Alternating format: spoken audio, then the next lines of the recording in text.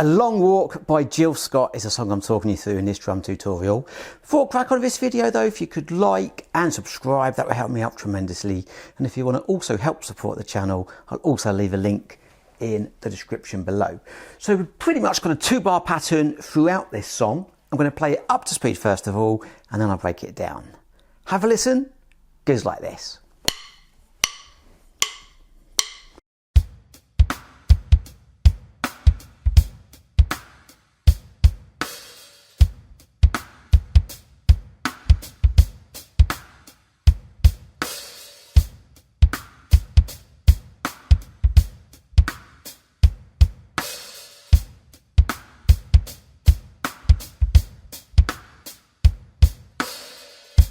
Okay, so for those that don't know Jill Scott, check out Jill Scott. You might just be watching this video randomly because it came up, but the grooves that Jill Scott has in her songs are really, really cool. They're not easy, but we'll go through this one now, and then you can play it. You can play to this track, you can put it to other songs, and if that fails, you've just learnt a cool groove at least. So let's break it down. We've got 2 bars. The 16th notes in this track are swung.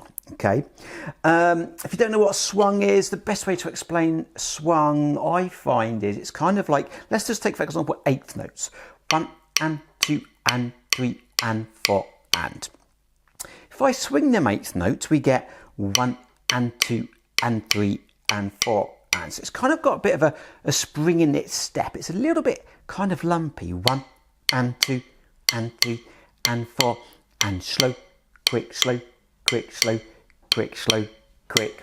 So throughout these 2 bars, we've got 8th notes on the hi-hat. 1 and 2 and 3 and 4. And we do have a cross stick on the snare drum. I'll come to that in a moment. I'm just going to play it as a normal snare for now, so you know exactly what's going on. But I'll come to that before the video finishes. Let's break it down into sections. So beat 1, we're going to go like this. We're going to go 1 and da. So we're kind of really holding that kick on because we've got to swing it.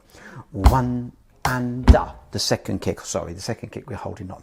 1 and da, 2 and da. So that's beat 1 and 2. Let's do it again. 2, 3, 4. 1 and da, 2 and da. Beat 3, we've simply got 3 and. And beats 4, a little bit tricky here because beats 4 goes 4 E and the 1 into the next bar. So you've got that kind of slow, quick, 1. It's that kind of swing again. 4 E and the 1. Let's do the whole bar, but real slow, just that first bar. Here we go. 3 and 4 and 1 and the 2 and the 3 and 4 E and the 1. Let's do it again. 2, 3, 4. 1 and the 2 and the 3 and 4 E and the 1. Bars 2, very similar for the first bit. The first bit we're going to go 1 and the 2 and, so that's beats 1 and 2. 1 and the 2 and simply beats 3 and 4. We're going 3 and then beats 4 is open hi-hat and the snare together, and that is it for beat 4. Just 3 and 4, 1, and then you close it for beat 1 when you repeat. So let's do the second bar nice and slow. 3 and 4 and 1 and 2 and 3 and 4. Let's do it again. 1, 2, 3, go. 1 and 2 and 3 and 4.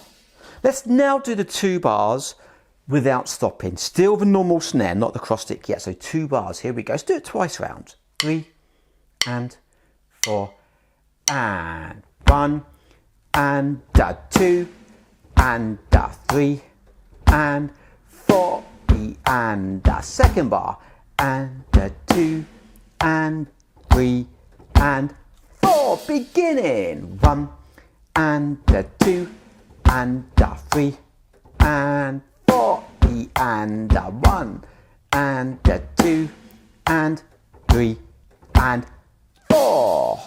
And there you go. So let's talk about this cross stick. Now, the cross stick, you basically want to hold the stick as you normally do. Okay, lots of my students, they kind of put their hand a bit higher up and they'll get confused. So don't worry about holding the stick any different to you normally would. Put your hand in the middle of the snare drum, lay the stick flat, put all your fingers, put your whole hand over the stick, still in the same position as you'd normally hold it. And then just grip it with your thumb and first finger, and then lay your second, third and fourth finger on the snare and literally play the drum like that. Now it's a little bit different on this electric kit because I don't have any different sounds. So in fact, I don't even have a decent rim sound, but on your kit, if you move your stick over the drum, you'll have a deeper, fatter, I kind of call it a duffer sort of sound. It's not particularly nice. And if you bring your stick right back, you get a kind of plasticky sound. You want to hit the highest pitch kind of sound, which is, I would say, like a quarter of a way down. And that will give you a nice cross stick kind of sound, okay? And then do the groove with the cross stick, okay? So that is pretty much it. Let me know how you got on. It is a cool groove. It's not easy because it is swung. I mean, it's a bit quicker than double kicks. Might play a bit of a problem, but just let me know how you get on. Let me know what you're listening to and let me know what you want to see and hear on this channel next time. Thanks for watching. See you then.